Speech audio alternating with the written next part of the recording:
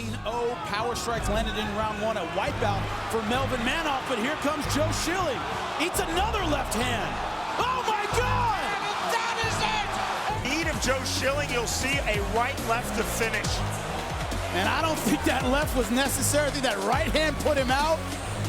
That is world-class kickboxing, calm under fire.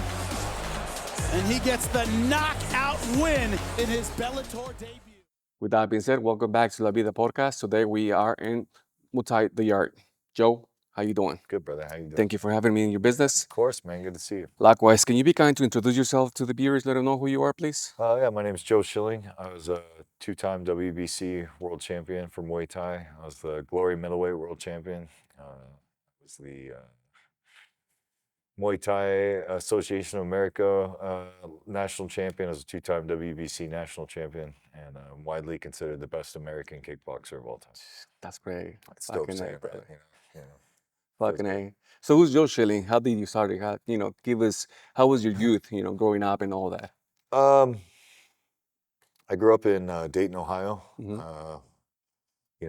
And the older I get, the more I realize my youth wasn't that so bad. But when you're young, you have your own perception of that, But I grew up in Dayton, Ohio. I was always getting in trouble. Not really bad trouble. I hated to be told what to do. And I was the youngest of three children, and I would follow around my older brother with his friends, and get in trouble. And I got kicked out of like 3 or 4 schools coming up. And it seemed like I was always grounded. And then after once you get about 15, like you kind of, if you're in trouble all the time, then you just rebel. And it's like, well, I'm always going to be grounded. I'm just going to do whatever the fuck I want, Yeah. And so I was very rebellious. And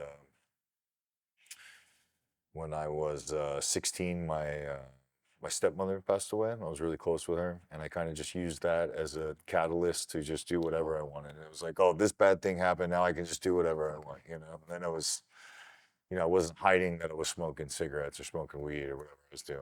I just said, brash, like a in-your-face attitude about that. And my mom was like fed up with me getting kicked out of schools and constantly being in trouble. She sent me to this outdoors program. It was called SUS, S-U-E-S, I believe, something like that. And it was like a 21-day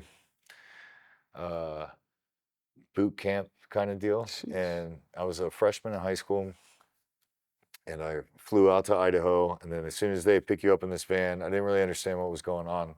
They just drove us out into the middle of nowhere. Hey, everybody get out of the van, strip down. To give us all we were allowed to bring was like our underwear, and they give us like clothes, all this like plastic and stuff. And I had to learn. They taught you that night, like how to make a little sleeping thing, how to cook fire, how to do whatever. And it's like, for 3 weeks, I'm like with all these other troubled kids. Yeah, and it was we ended up hiking like 90 miles and. It was a lot more about just like figuring out who you are, more so than it was like a rehab thing. But everybody in there was like a dope head or like whatever. But it was, I came out of that with a little bit more understanding. Okay, of life? Of life. And then all those friends that I thought I wanted, oh man, I can't believe I'm leaving and be gone for 3 weeks. My buddies, like those fools, they didn't even notice I was gone. Yeah. And when I got back out of that, I was basically grounded from. It's so funny to say grounded now, right? Like I was grounded, but I was like, it was always like a fight. It was always something. That thumb on your head, Yeah. And I was basically grounded from everything. And she said I had to find a hobby, and I was a pissed off kid. My older brother, growing up, we had a basketball hoop, and I can't remember ever playing basketball with my brother where it didn't end up with him holding me down like. Spit, shit, shoving grass in my face. So I had a lot of like built up anger and shit. And I wanted to fight. So my mom took me to a Muay Thai gym after school one day, and I even threw like a fit when we pulled into the parking lot. It was I told her I wanted to go to a boxing gym, and we pulled into a parking lot, and there's like this Muay Thai guy kicking, and I was like, oh, kicking's for girls. I don't want to do this shit, And I went in and watched, and the instructor was just such a badass. And I just had like so much respect for him right away. I could tell like all the guys wanted to be like him, and all the girls liked him. And I was like, okay, all right, there's something try here. this shit. You know? Yeah. And, yeah, I was grounded from everything, and I just really like fell pretty hard into that. And How old were you I at was that like time? 15. 15 years Yeah, old. yeah. And that from that point you started training and Yeah, I mean, well, I was still a knucklehead, right? So I was grounded from everything. So most of the time I would be at the gym, but Yeah. I would always say I was at the gym, you know? So I was still doing my thing. But yeah, about 6 months in, the instructor asked me to help him teach. Like he had something to do and had asked me to teach. And like up until that point, I was like this kid that, you know, nobody gave a shit about what I thought. Like Okay. I didn't have that self-respect, so to speak. And now all of a sudden I'm the guy teaching and they're asking me questions and Oh shit. being able to explain things to them, and I'm like a somebody, and that really made a big difference for me. Make you feel different Yeah. overall. Yeah, like more like accountability, a little bit of pride, you know. That part. And by the time I was 17, Mm-hmm. I had signed up for a fight. It was in a bar that I wasn't old enough to get into. It was called and I'm back in Ohio. Do you remember the Tough Man contest that Yes, used to sir. be on ESPN or whatever, FX? I remember going to one, and my instructor, the guy I was talking about, Mm-hmm. fought him. Rob Shealy is his name. And it was like a big, it was for the UFC, right? So they had like big basketball stadiums, and it was full of people. It was in Dayton, Ohio. And my coach fought in it. And you know, the commentators all like just super, you know, who's the toughest man in Dayton, Ohio? And I was like, this is it. This is what I want to do, you know? And a couple months later, they had the generic version of it at a bar, and it was called Rough Man. Like, who's the roughest man in Middletown, Ohio, or wherever it was. And I was 17 years old. I showed up early, and, you know, yeah, I'm here to the fight. Here's my Mhm. $20. Like, where do I sign? And I won the fight. And like with knockout in like the first round, I like Fucking A. scared. I was like super skinny kid, but I like threw a good jab to the head, then I threw a cross to the body. He had a big old beer gut, Yeah. and he quit. And then all of a sudden, I'm 17 years old. I'm in this bar. I'm not old enough to get into. All the dudes like, bro, that was fucking awesome, you know. And all the girls are like, oh, I saw you fight, and I was like, this is it. That was my path from that way forward, you know. Way forward. At what age you decided to move to California?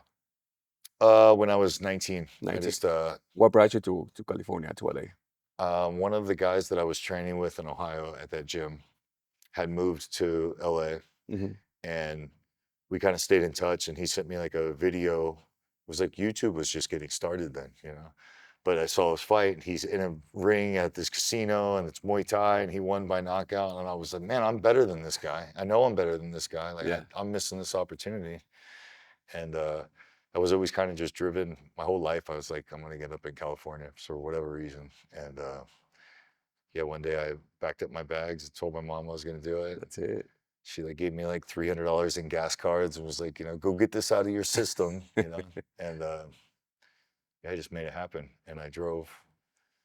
I was 19 years old, drove out, and I'm like, you know, scared to death, you know, and ended up in Pico Union Yeah. at just outside of like UCLA campus. Okay. Where I found a spot and started training at the LA Boxing Academy or LA Boxing Gym. Like Yeah. on, Washington. yeah, Washington and Flower. Yes, sir. And just walking into that, like just a, you know, white boy from Ohio, and I'm walking in there and I'm like, this is so fucking cool. Like it was so cool. And it was like a real deal. Like Yeah. real deal. You've been there. It's like Yes. it was real deal boxing. At that time, LA boxing, it was Yeah, a thing. It it was, was you know what I mean? thing, for sure. That part. And then I met my coach, Mark Camaro, and I think that first summer, I had like 9 fights in that summer. Like every weekend, there would be like 2 gyms would be having smokers. They had Yeah. smoker fights back then. And I just kept trying to fight as much as I could. I was working at I got a job at the Bonaventure Hotel. Mm-hmm. And and I was doing personal training at the YMCA downtown. And then I would fight whenever I could. What's a smoker? You want to let them know that? Oh, so smoker fights are, they used to be really popular. They're not that popular anymore because Not the anymore. athletic commission kind of got involved and screwed it up. But kickboxing and like Muay Thai gyms, they all kind of take turns like putting on what are called smoker fights. So your fighters get more experience by fighting guys from other gyms. And then the gym that it's taking place at charges, $10 and sells tickets or tacos and beer or whatever. So it becomes like these guys get the experience, the gym gets the notoriety, and then next month or next week, your gym's gonna do it, and then my gym, and then You move it around. and then it's the same fighters every week. So like these Yeah. kids are getting so much experience, and now the promoters that put on the big shows, Yeah. they know these kids are going to be good when, Yeah, who's when they next? come, So it was a really great time for me, and my level just skyrocketed. Because what people don't realize is the even like De La Hoya or Ryan Garcia, or like these top boxers now, Mhm. they're in like the USA boxing circuit. So those kids are fighting since they're little kids. Yeah. I think De La Hoya had like 200 amateur fights. Ryan Garcia had like 140 amateur fights. And then when you go pro, they only fight like once or twice a year. So they're really relying on all that experience that they got from those Before they got amateurs it. fights, Correct. So that was what I was doing. And yeah, times were tough. And I just kept in Ohio, and even back then, like Muay Thai, there wasn't. I mean, probably your viewers now, a lot of them aren't even going to know what Muay Thai is. It didn't blow up the way the MMA did, Correct. and it was a really hard sell to anybody that I would meet or talk to. Like, what are you going to California to do? What are you going to try to? Yeah. What's your goal in life? It's like, oh, I'm going to be a Muay Thai world champion. And it's like, What's that? what is that? And like, where's the money in that? And how are you going to provide for that? Yeah. And yeah, I just kept digging away at it, and it got to a point where people started noticing that I was going to these fights and I was winning. I was the guy who was winning a lot, and then I started getting like one more opportunity, and then my now wife got pregnant when like almost right away. So now I'm like, uh, I'm fucking not making any money and working at the Bonaventure Hotel, and I'm having these fights. I'm an amateur, and you got to just keep figuring it out. And I think having kids was such a huge motivational factor to me, because you had to be all in. You gotta bring. Up to that point, I could have jumped in my car, drove back home to Yeah. Ohio. You have to figure it out. And I just kept grinding and kept believing in myself, and kept raising my hand for those challenges that I shouldn't have been able to take. And I think that's really like the deciding help you. factor, And I got fucked up. I mean, I got knee surgeries. I got knocked out. I've been knocked out a lot of times, a lot of times. And you just keep learning from that. That right? part. I Keep think getting up. that's a fighter's life at the end of the day. Learning for your when you lose or you win. It's just to make the best out of it at the end of the day. Yeah. It's just you gain experience. Mhm. You know what I mean? That's just my point of view. What maybe kind of explain to the viewers what is Muay Thai and kickboxing, American kickboxing. What is the difference? So Muay Thai is kickboxing. Kickboxing and Muay Thai are just two different sets of rules. Muay Thai originated in Thailand, and it's the whole sport is a gambling event in Thailand. It's like cockfighting, essentially. But it happens in bars or happens wherever. They'll have a ring, and everybody that's watching is just betting back and forth with the people. Okay. And it's like their culture or their country sport. So everybody does it. Like everybody does it. And it's very popular. And the difference between Muay Thai rules versus kickboxing rules. Kickboxing is more like the K1 or Glory, Okay. which is another two big brands for kickboxing. And those are you're not allowed to elbow, and you're not allowed, if you grab, I can knee you in the face, but I have to let go. I can't like hold you for a long time and like wrestle. Okay. And in Thailand, you can do that for the whole fight if you wanted to. And then obviously there's elbows and knees. How did you started you in okay, you're 16 years old, 17 years old, moving to California. You're already working doing your stuff and moving forward, trying to become a fighter. At what stage in life you got your break and you were like, this is, I can see a future here, like actual money and all of that? Yeah, it was a long time. It was a long time. It was a long road. Moved out here when I was 19. I went pro when I was like almost maybe 20, 19, 20 when I moved out here. And then I went pro at I think 22, 23. And then my first big break,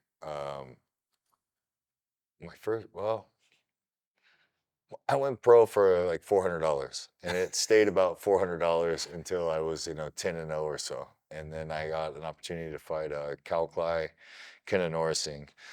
This really famous Thai. He probably had like over 200 professional fights. He's been doing it his whole life. He had fought in K1, and interesting stories. He knocked out Mighty Mo in the K1 Grand Prix. So Oh wow. I had this picture when I was going to school when I first moved out here, and I had a school I went to school for personal training, Okay. and I had to have like a little folder with my papers and bullshit in it. Inside my paper, I had a picture of this guy that I looked up to, and his name was Kalkai Kenanorsing. And this picture of him knocking out Mighty Mo with this flying head kick. You could look it up. Look up Mighty Mo flying head kick knockout, K1. And I saw this, and it's like a badass picture. The guy's flying, he knocks this dude out. I have that in my folder Yeah. for school when I first moved out here for like 6 months. My first world title fight is against that guy, I get. which is kind of What the crazy, fuck? you know? So it was like kind of manifested. Oh And, shit. I was like a 200-1 underdog. I was not supposed to win this fight, and I just like brainwashed myself into believing I could do it. And Yeah. I just visualization and like positive affirmations and like all this stuff that my mom used to say when I was younger, and I thought she was crazy. Mm-hmm. And sure enough, that stuff worked, and I just was so confident. Like I was visualizing every day. Every time I was running, I put up pictures of him in my rearview mirror of my car, on the Everywhere. just all the time thinking about that, manifesting that thing, and then sure enough, I knocked him out in the first round, and it was that was the biggest break, and that kind of like opened the doors to like the world of kickboxing. After that, it was like, who's this guy that fought that guy? And then I got signed to Lion Fight, which is like an American Muay Thai That big was promotion. popular back in the days. What's That was really popular. Yeah, it was big here for me. Yeah, I got signed to them, and I thought, oh, I made it, and it was like I think like 5,000 a fight, or $5,500 a fight for like 2 fights a year, and I Yeah. thought, I'm the highest paid guy, stupid, so stupid. You got experience. You got experience. Yeah. So you grind, you want to make this thing happen, and you're not sure it's possible, and everyone's telling you it's not possible, and then you start to make it, and then you start like, oh, now I've made it, and then you slack off or whatever. So I lost 3 fights with Lion Fight, my first 3 fights with Lion Fight, and I was like, fuck. And then it was Joe's done. He was flash in the pan. Yeah. He's done from there, and I was out for like a year, coming off of 3 losses in a row, 2 of them by knockout. And I get a call, Glory, which is like the new K1. They just needed an American for the show. They needed a high-level American, Okay. that had like a little following. But like I was not going to win this tournament. Like I was again like the big, huge underdog. I'm coming off all this stuff, and with the 3 fights that I lost in Lion Fight, I really, I'm the type of person where I'm very like self-aware, Okay. I try to be anyway. Like I lay down at night, I like go through the day, like where did I say, what dumb things what could I do better? I'm like very aware of that stuff. And when you lose 3 fights, I really like internalized like, what the fuck, these guys weren't better than me. What was going on? And I hired a mind coach. Okay. And he's like a hypnotist. His name's Vinny Shorman. Hypnotist. Yeah. Interesting. And he actually lives in the UK, and I would call him like once a week, and he would hypnotize me over my phone in FaceTime. Are you serious? Yeah. And so for the whole camp, it was like we were going through all these exercises, and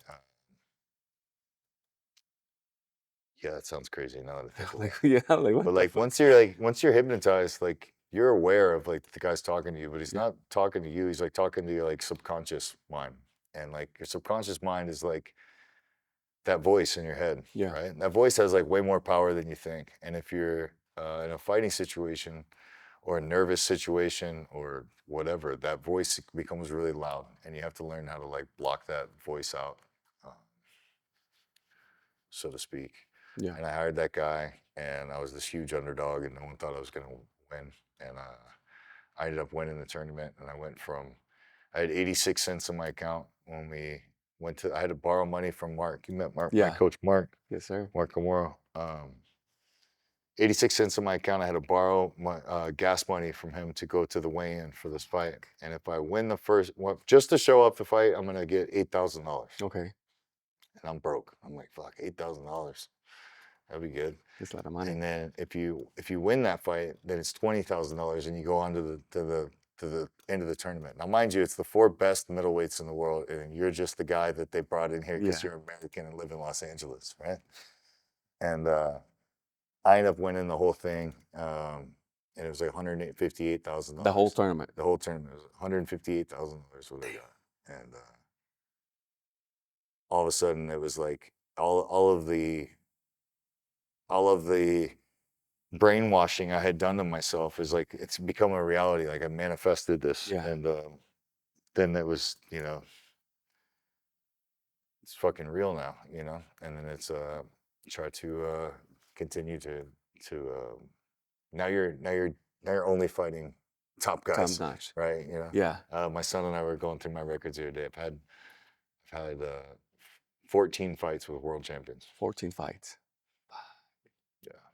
What do you think about that now? Now you're reminiscing, Yeah. thinking about all of that from Ohio to what you just stated. Yeah, it's crazy that I was able to do what I've done. I'm really proud of that. And You should. now having my son is following my footsteps, like we were saying earlier. Yeah.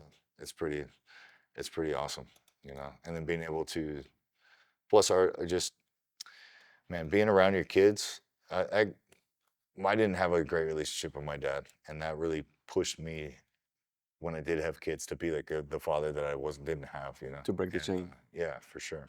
And watching him come up, and it's always fun to see your kids, do your thing, but Yeah. like he's fucking got it. Like he gets it, and Yeah. that's fucking exciting, to watch his 15-year-old kid drop a grown man sparring, or get dropped and get up, and he has that dog in him, so it's really fun. So how was that conversation when he's like, "Hey, Dad, I want to follow your steps"? How do you? Oh man, it was like from birth. Like Okay. I got a picture of him, like he came out of the womb with like his like hands crossed, and yeah, he's just always been following me around the gym, which is like really drastic change from my oldest son, because my oldest son wanted like nothing to do with it, Okay. And they're both, and he's awesome too. He flies airplanes and is into mechanic stuff, and Okay. straight A student in school, like real smart kid, but that's probably why he's not into it. He's real smart. He saw he something saw else. us. He's like, man, I don't want to do that shit. I want to get punched in the face. fuck, You know what I mean?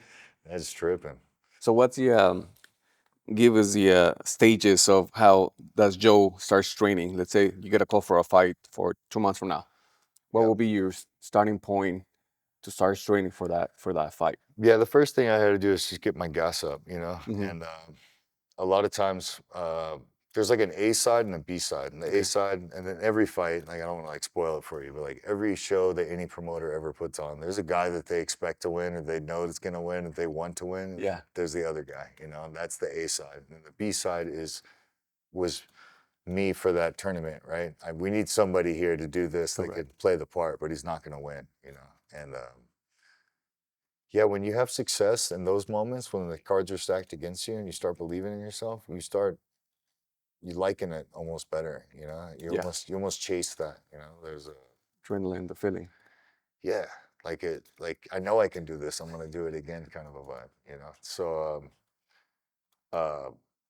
yeah, if I got a call for a fight, I'm gonna start getting in shape, and because you said 2 months. 2 months is a pretty good window, so you can actually start slow, get in good shape, not get injured, stuff like that. When you're the B side, generally you're calling, hey, if we need you on 3 weeks notice, like get your ass in gear. So then your body is like, you're going full blast right out the gate. You get a lot of injuries that way. Your body starts to break down. So breaking it down, so it's like cardio on a daily basis, fucking, shadow oh yeah, boxing, so all the good stuff. yeah, like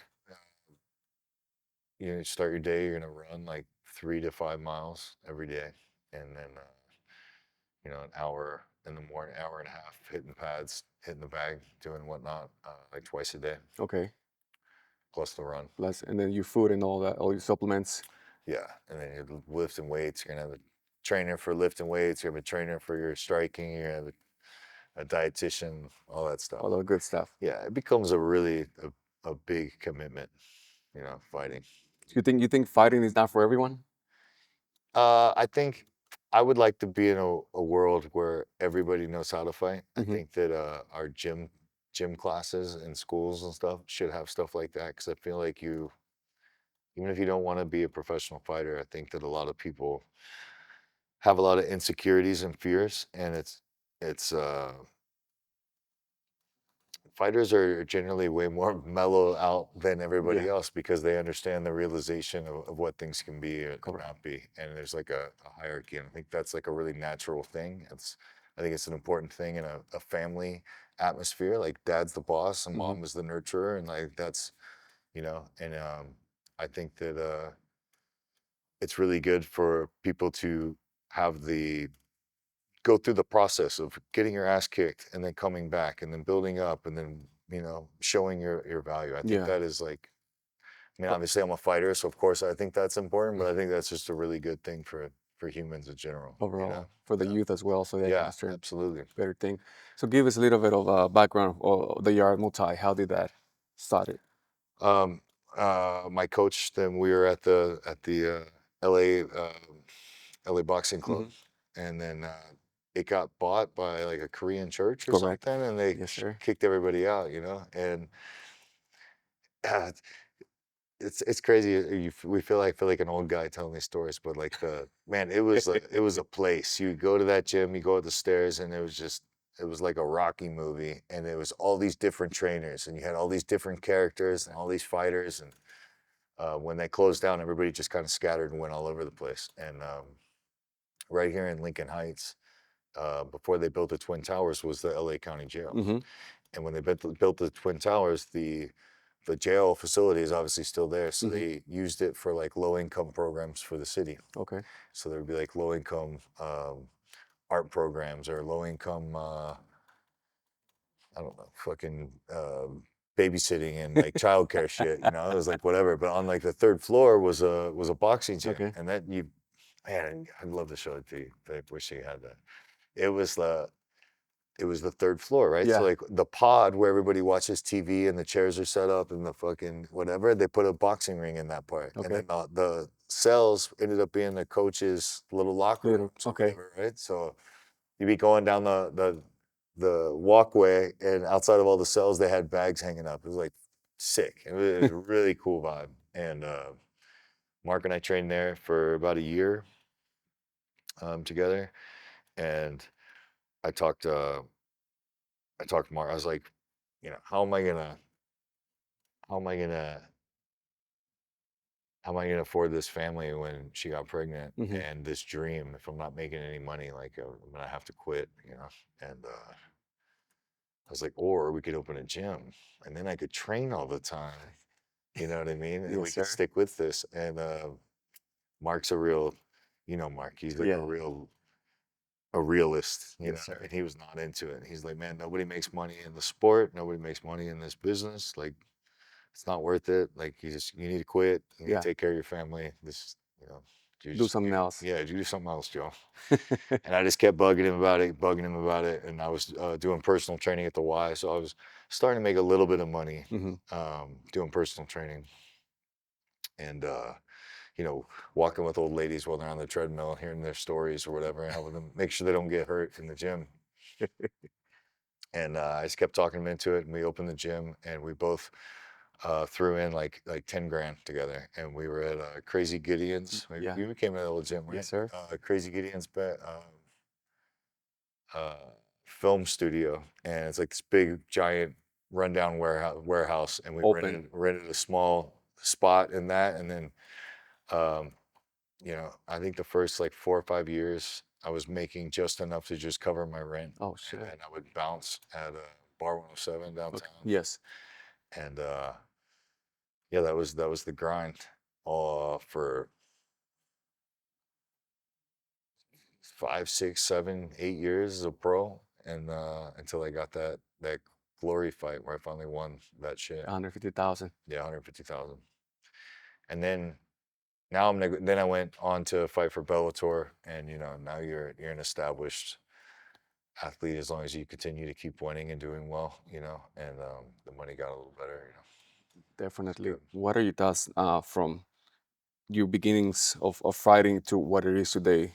on 2025? What has changed? Now, well, hindsight, when I was fighting those smoker fights, or not, well, the smoker fights, the tough man contest back home in Ohio. Yeah. Right?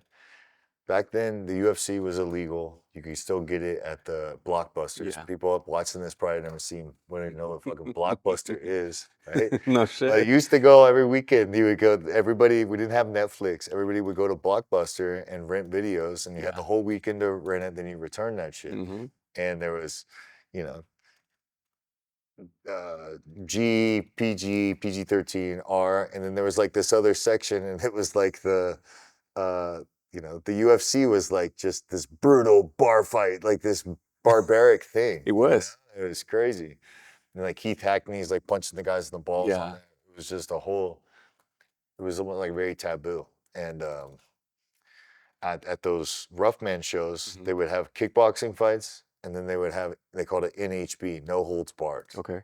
And we're like the kickboxer, like we were like fighting like men, Yeah. These guys like rolling around in like speedos, like they're like this NHP, these guys fucking suck. Well, that's the sport that blew up. That's the sport that turned into MMA, that UFC. So like hindsight, I would have taken that more seriously back then. And with my son, and got him doing wrestling and jiu-jitsu, because that is just the where the sport has gone. Yeah.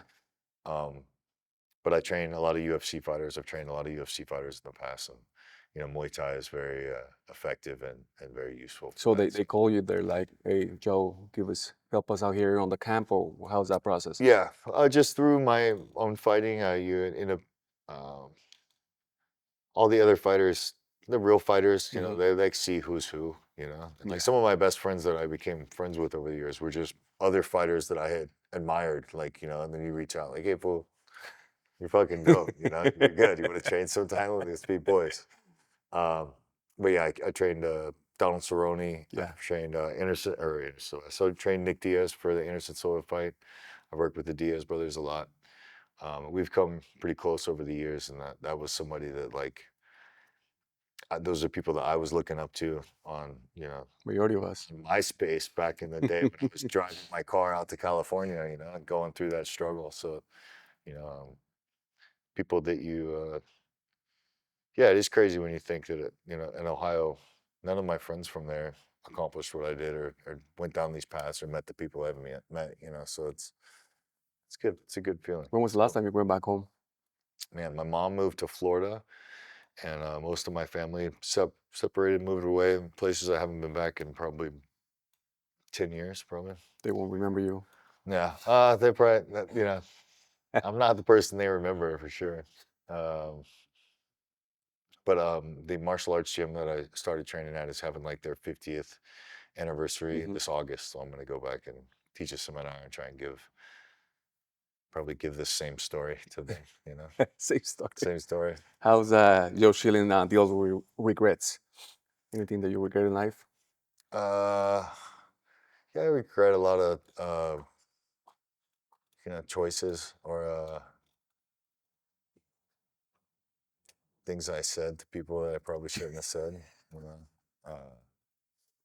I'm sure you've gone through this too. Like I'm a different person now than I was 5 years ago. Fuck yeah. And the person that I was 5 years before that person didn't know them. And but as you get older, you start looking back on all the choices you made over all those different personalities Stages that you went through in life. Yeah.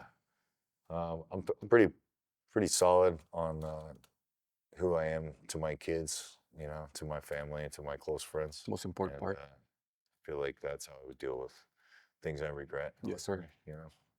Just keep moving forward, try to make better, do better. Better decisions. Yeah. Well, bro, you became a great man. You know what I mean? Thank you. Your kids are, Appreciate that. love you and all that. So Yeah. you have one of them that follow your steps. I feel that says it all. Yeah. Action speaks louder than words. Right. You know what I mean? Right. Was there ever a point that you're like, fuck, what am I doing? No. Did you have a low point? Oh yeah. Because you have a lot of success. Well, what was your low point? Did you have a low point? Yeah. So one of my biggest low points, I was I make my pro debut on short notice, B-side again, and fought a guy that was like bigger, heavier, and had more experience, and it was for that like $400, and you know, I signed up, became pro, did the medicals, did the stuff, and then had like just this war with this guy, and I won. I'm like, okay, I'm 1-0, undefeated.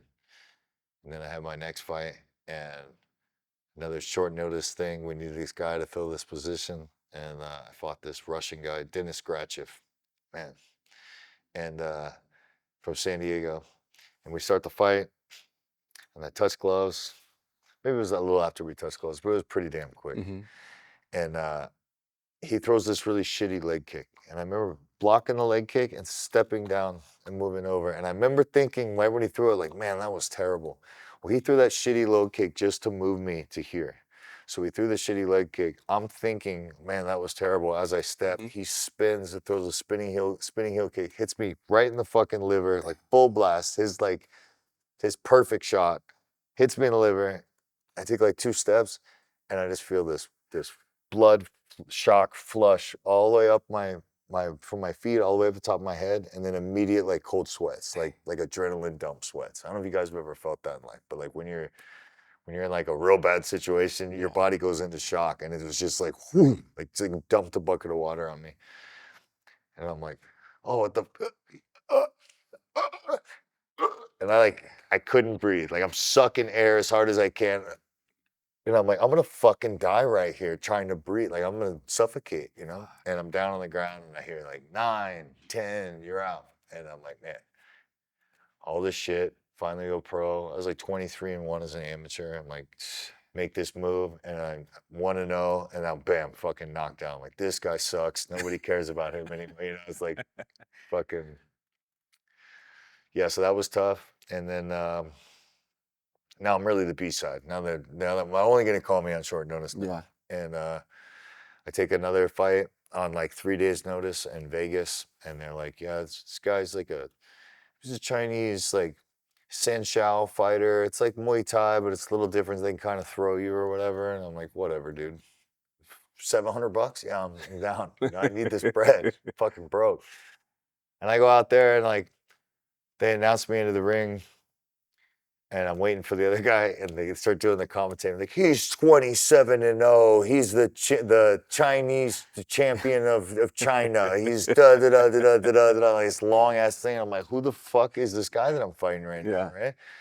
And he starts the fight, and this guy is like, I don't know if he does like kicks trees or like what kind of iron fist like real martial arts shit he was doing. But he comes out and he kicks me in the leg, and I just feel my leg break. No. My knees like breaking. I'm like, what the fuck is that? He kicks me again, and I'm like, like that shock is going again. My joint's not working right, and I'm like, what the fuck? So I start trying to like get him. He kicks me in the leg again, and I'm on one foot. Yeah. My leg's locked, and he kicks my knee, and my knee shifts so hard that it tears my ACL, my MCL, and it partially tears my LCL. Damn. And now that was for what, $700, and now I got a little baby, like a toddler at home. Fuck. You know, we're on like WIC, you know, food stamps and shit already while I'm trying to do this shit, and now I just blew my knee out. I'm gonna be out for a year. The gym has, you know, we're still making just enough money to cover the rent, and I'm like, bro, what am I doing? Like, I moved all the way out here from California or from Ohio. Yeah. I'm chasing all this stuff, you know. Plus, when she got pregnant, I got to go meet her parents. And like, what's your plan with my daughter? How are you gonna take care of, you know? How are you gonna take care of my grandson? What's your plan? Like, oh, don't worry, I'm gonna be a Muay Thai fighter. Yeah, like sure, great. Who the, you know, the fuck? Now I'm blow out my knee, and that was really tough. That was really tough. For like six weeks, I had like an immobilizer cast, so it's like just your leg completely straight, and I'm here at the gym, depressed, limping around, trying to teach new students or whatever, and they're seeing the other guys that are like good at the gym. Where they're like, "Oh man, did you ever fight?" And we're like, "Yeah, I fight a lot actually." No She's like, "Yeah." I mean, before you got hurt, like, but were you good? And I was like, "Yeah, I was really good." And they're like, "Oh, Okay. you weren't as good as that guy though, right?" Like, you know, I'm like, "Oh yeah." And that was like And that was like a daily thing, you know? So that was a really low point for me. I was What got you out of that? super depressed. What made you decide like fuck it, I got this? My kids, you know, like it was too late to quit now. It's like I have to provide them, and that's the only thing that I've been good at. You know, Mm-hmm. I was still probably the only one that thought that there was a light at the end of that tunnel, but I just thought I was born to do this. I'm gonna do this, and I just used all that as motivation. And then when the knee got better, now it was all right. I gotta really be serious about my taking the right fights. I gotta be really serious about my strength and conditioning. I can't be just this skinny, Yeah. weak little bitch anymore. That's gonna break when this fucking Chinese guy kicks you in the leg, you know. And I really got serious after that. And then I fought another guy from a better team that was, you know, everybody thought he was gonna be the one to beat that he was gonna beat me. Mm-hmm. And I was fucking in my first fight back after a year off. I was like so emotional, and I fucking just ran or steamrolled that dude, and then I just started talking shit. I started doing when we do like pre-fight interviews. I started being kind of a Conor McGregor, and I started talking shit. I would talk shit about the Muay Thai community. I would talk shit about everybody, and I was just really emotional. Wanted to prove myself to the world, and I really let that out. Mm-hmm. In a semi-positive way, you know, and that put a spotlight on me where it was almost like Mayweather. It's like you're either gonna tune in because you want to see him win, or you hate him and you want to see him get his ass kicked. But like people tune in, Yeah. and that kind of clicked with me, resonated with me. And next fight, same thing. Steamrolled him. Said, you know, I want the best. Give me these opportunities. You know, said a lot of shit. And then I got 4 or 5, like I was saying before, like 4 or 5 of the other guys that wasn't even friends with, but I had like mutual respect for what they were doing. I got together with them and I was like, hey, let's start our own brand. Let's set ourselves apart from all these other people. Mm-hmm.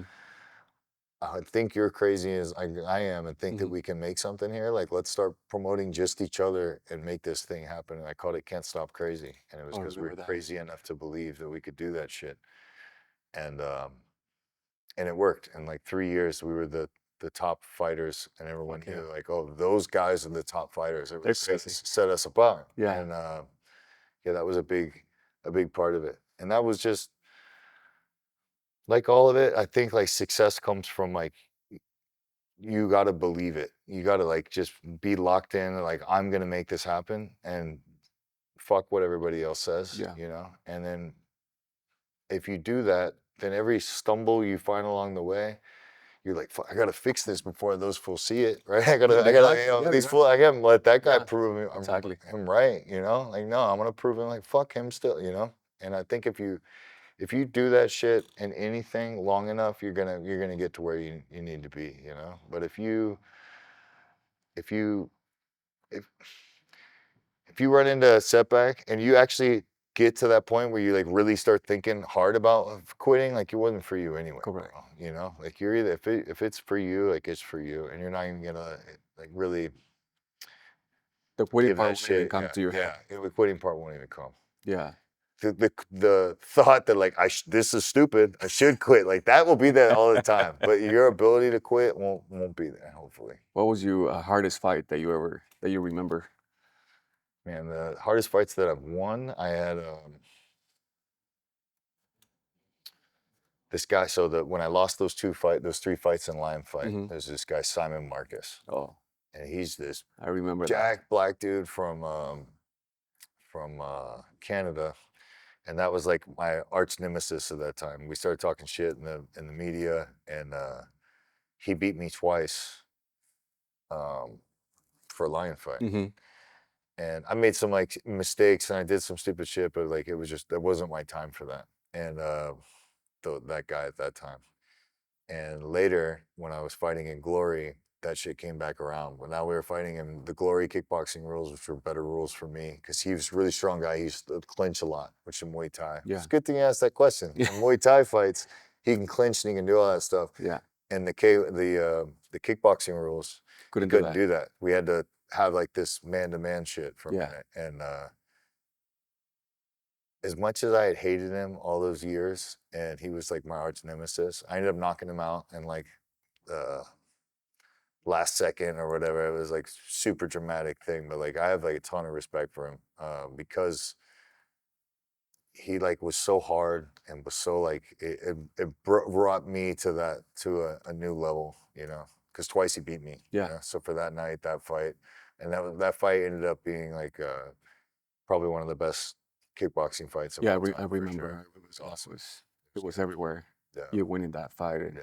pretty sure it make you feel different at the end of the day, believe more in yourself and all that. Yeah. You know what I mean? Yeah. It was like the redemption fight, you know. It was good. Yes, sir. Good. Yes, sir. What advice? What would advice would you share to any of the youth that want to follow your steps or want to do something out of their life? Man, it's a good question. I think that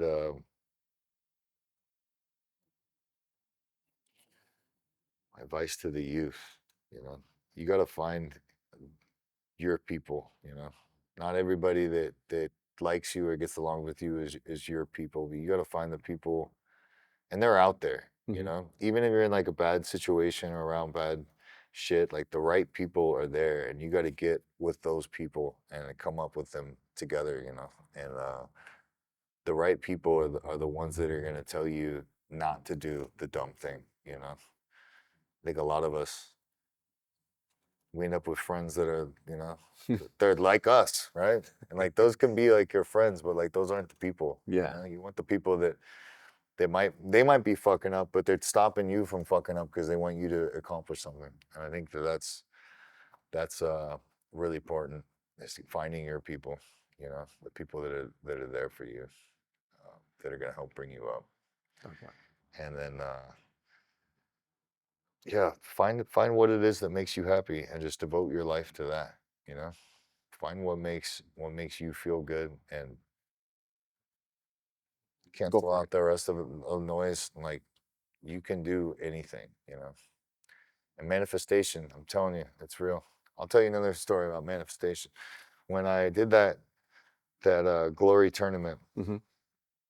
and I had 86 cents in my account, I I'm sitting at the I was telling I'm sitting at the weigh-in, and that check that's on the wall for $150,000 was there, and it had a blank, no name on it, and it's for the weigh-in. So all these fighters that are going into this tournament are sitting there, and everyone's looking at this check, you know. And I took a picture of it, and I was like, the next thing that I post on my Instagram will be a picture of me in the ring with my kids holding this fucking check, you know. And 24 hours later, it was so, you know. And as soon as I won the fight, and I won the fight in overtime, so Yeah. it was a draw, and then he beat my ass the first round. Second round, I dropped him, Hmm. I think, and then third round, he kicked my ass again, but it was a draw, so we had to go an extra round. And in the extra round, I ended up dropping him again with like 10 seconds left, and then it was like I just did that, you know.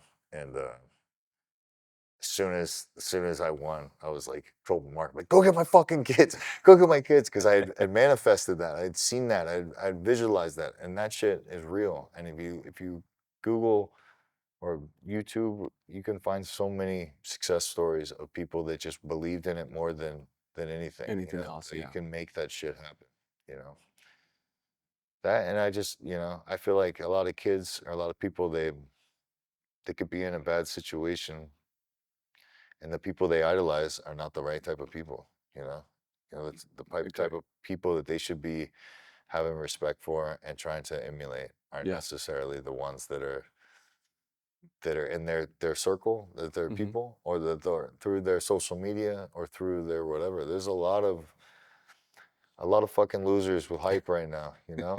You know, Yes, there's a sir. lot of losers that are getting way too much attention, you know. Yeah. I think find what you love, chase that shit till the wheels fall off, you know. Any advice for the new upcoming fighters? You know, they want to try follow your steps. Stay the fuck away from my son. That's all. I'm not kidding. I'm kind of kidding. No, man. Yeah, work hard. You know, you can do this. There's nothing inherently special about me other than I just didn't quit and I Hmm. kept believing it. You know. Now that his son is following your steps, how's she taking it? You know, his first fight, I took him to do a smoker fight, Mhm. right? And the thing that's a little shady about the smoker fights versus like a sanctioned fight is a sanctioned fight. There's like a sanctioning body that makes sure that it's fairish, you know. And then the smokers, it's like, how many fights you got? And he's like, oh yeah, this is my first one, you know. And the guy's got 12 fights. So, They lie. yeah, everyone's lying because they're expecting you to lie. You Mhm. know, that's kind of is what it is. His first fight, we go to this thing and you know, about the same weight. I'm thinking it's like, we're gonna be even. And right before we get to the walkout for the Okay. fight, and like this other kid's like way bigger than him, and he's taking his shirt off, and this Yeah. motherfucker's got like a mustache and like a goatee and shit. I'm like, who the fuck is it? And he's like, you know, like varsity, you know, Okay, high yeah. school, like he's not 18, but he's fucking, you know, he's a little man, you know. Yeah. And Jax was like 13 or 14. He still got like fucking little boy belly Yeah. fat and shit, and he was like a little, you know, fat kid. And but we're already about to walk into the ring, so I'm like, oh, fuck, what am I doing? You know, you got this, Jack, you got this, I got this. I'm like, Jacob, you got this. And he ends up fighting, and he gets his fucking ass whooped. Like this kid's just way more experienced and way just more physically Yeah. stronger than him. And he gets his ass beat the first round. He comes back, I tell him, you got to do this, you got to do that. You know, goes back out there. He gets his ass beat again the second round. And I'm like, you know, don't quit. You know, and he goes out and he loses the fight, but he was game the whole time. You know, Okay. he was just wasn't winning, but he was in that shit. You know, so I was super proud of him. And my boy's like, dude, your wife's gonna fucking kill you. 'Cause she's in the front row. She's like watching the shit, you know. She's like, dude, bro, you got an ass whoop, you know. And we like go outside, and I'm thinking, I don't know. I know what I want him to be, but I don't know what he is yet, you know. Okay. In that scenario and fighting, it's like you could train a guy and you know what he's capable of doing, but until they're in that scenario, you don't really know what's gonna happen, you know. And we go outside, and I'm like, is he gonna start crying? Is he, you know, at least let's get outside before he starts crying. I know he's heartbroken or whatever. And we go out back, and she's there, right? She's not Yeah. saying anything yet, and I think she's pissed, right? And he's like, as we're walking outside, one of the guy that's running the show, he's like, we got another kid your size if you want to fight again, you know. And I'm like, this dude's got big shots, like Yeah. in rock you kind of shots. Shit. And we go outside, and I'm like, you know, hey buddy, you know, you did good or whatever. And he's like, I want to fight again. And I was like, What the fuck? man, you took some big shots, you know. He's like, no, I just want a fair fight. I just want a fair fight. And I was like, oh, I'm gonna cry right now. Fuck yeah. I was so fucking proud of him. Okay, brother. Fuck yeah. And Fuck yeah. he goes in there and he made all those adjustments that he needed to make from that first fight. And he beats the snot out of this other kid. Now, granted, this other kid was more his size. Yeah. But man, it was like, I was so fucking proud of him. And That's shit. for him to have that much growth, because when Mhm. I had my first fights and they were losses, and they were devastating for me, I had to sit with that shit. We I had gotta to eat go- that shit. I Yeah. had to go home and let that shit Mhm. eat you alive and obsess over all that stuff. For him to have that his first time and to go through that growth and to still make a positive thing out of it, I was like, this kid gets it, yeah. That's great, brother. And when he fought, but the reason I was telling you that story is when we're walking in, and I was like, "You sure?" He's like, "I want to fight again. I want to fight again. Just give me a fair fight." And I was like, "All right." And like I looked at her and I was like, "Are you mad?" And she's like, "I'm so fucking proud of you." We both had that Wow. same, Feeling. yeah. Fuck yeah, brother. And like, Jax has like a lot of stuff. Has had like a hard road himself, Yeah. and things that he has to overcome that people don't know about. And I got you. someday he's gonna tell ESPN about it. It's gonna be a good story. But like, When the day comes, you know, that's I'm very, very proud. you should. Of who he's becoming. It's dope. You should be proud as well, brother. You know, Thank that's all you right there. Yeah. You know, he's following your steps, you know, and all of that. Yeah, it's good. It's and that's probably why I'm so emotional about it, is to break that cycle and to have that and to be you know, everybody wants to say they got that dog in them, but like he's got that fucking dog in him, you know. That's just. So you don't teach that. Yeah, no, you can't teach that. You cannot I can teach teach that. anybody everything about fighting, but I can't teach that, you know. And Yeah. like when he's sparring in here with the adults, you know, there was a couple years where he's like the younger kid, and so the adults are like going easy on him when he's like whatever. And then Mm-hmm. that shit only lasts so long, and that kid starts fucking hurting the adults, and like, you know, fuck you. And then before you know it, like my son fights 15, like at 15, like he's fighting the grown men in here, you know. And just as from, it probably sounds crazy, but from my world and where I come from, like it's like the best thing in the world to see, and it makes me incredible. That's great. So, What's next for you? I have I just got a when COVID happened, my fight career kind of got stopped, like everyone's career, kind of really. Yeah. And I was coming off of a knockout loss, and then COVID happened, and I got so it was a 1 year no fighting, and then when they started doing the fights again, now they're testing everybody crazy, and I got to fight. Like, all right, get buckled down, get ready, get back in there, and we fly to the venue, and they test me and my coach, and my coach test positive for COVID, and they canceled the fight. Fuck. After a year, right? And then they're like, you know what? That was the last fight on my contract. It's already been a year. And then the fight before that, I lost. And Bellator was like, you know what? We're not gonna re-sign you right now. You need to go figure out Take a break. life or whatever. Yeah. And I knew a guy that was his family was really big into the stunt business and movies, and he gave me some opportunities working for him, doing like fight choreography and working on some films and doing the movie stuff. Oh shit. And that was like a real blessing to me. And just in that, I was so humbled because, yeah, in my world and what I do, I'm big dog. I'm Joe Schilling, you know what I'm saying? But in the movie world, like these guys are these stunt guys. People don't realize, but the stunt business, it's like a lineage thing. It's like what I have with my son is what these stunt guys have with their sons or their dads or their grandfathers or whatever. So it's very much these guys have been doing it their whole lives, their fathers, and it's like it's a really difficult job. So I just go and I try not to get fired and try to learn as much as I can and try to do what they tell me to do. And they like me because I'll sell out and fall hard and do what they need. But then one thing that makes me beneficial there is because I own a gym. Not only can I do the fighting stuff, but I can also teach the actors on how to do that the techniques or whatever it is. So it's been good. So I've been doing that, and then yeah, there's probably some fights still out there for me. I'm 42 years old now, and the thought of like chasing world titles and just being in that all the time is. I don't know. Doesn't sound as appealing as it used to. My gym's doing really well, but there's definitely, if they fucking called for like a Jake Paul or a YouTuber guy and they want a real fight, so I'm still be interested in some big fights for the right ones. But as far as being the B side and earning my stripes, I've earned them. I was You have. I set all those world titles that I did, and I'm very proud of them. I can hang my hat on that. Yes, sir. Yes, sir. If anybody, any of the viewers wants to get at you, how do they come over and train with you or at the yard? We have the Yard Muay Thai on Instagram. You can just hit us up on there. But we Monday through Friday, we have 4 classes a day, 8 a.m., 10 a.m., 4 p.m., and 6 p.m.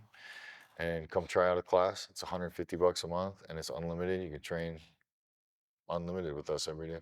Yeah, you guys, your prices are definitely fair. You guys been having it for a long time. Yeah, thank you. You know what I mean? So definitely try it. Give it a shot, Get out of the fucking couch. Yeah. You know what I mean? Yo. Appreciate you, brother. Thank you. Thank you, man. Again, people will respect you as much as you respect yourself. See you in the next one.